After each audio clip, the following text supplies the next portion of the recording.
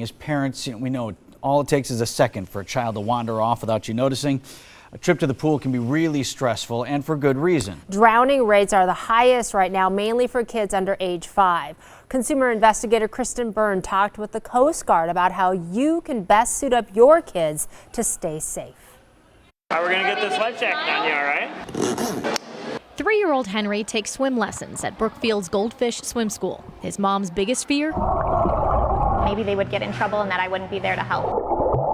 I want them to be safe in the water and not to have any issues. Hands and jump! But with so many styles, Floaties and stuff like that. sizes, and colors, The visibility is important too. buying a life jacket can be overwhelming. What's the biggest mistake you see with parents purchasing life jackets for kids? Biggest thing is they go and buy the one that they think is the prettiest. That's not the greatest to be seen if in an emergency situation. Lieutenant Philip Gertler with the U.S. Coast Guard says look for brighter colors like blaze orange. It helps a kid stand out in the water. And buy the right size. The manufacturer label will give you guidance on that. If it's too big, your child can slip out of it. Also look for jackets that are U.S. Coast Guard approved. There's an approval number on the jacket itself.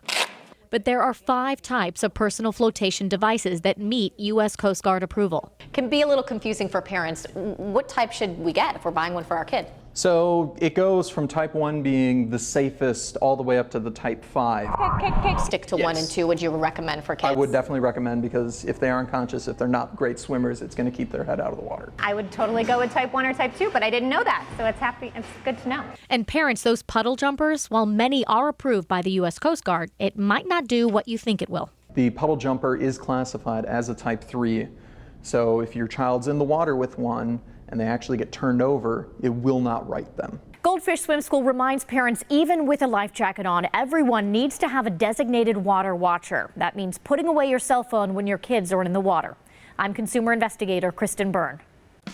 That's certainly good to know. Bringing back memories from when they were little, right? Right.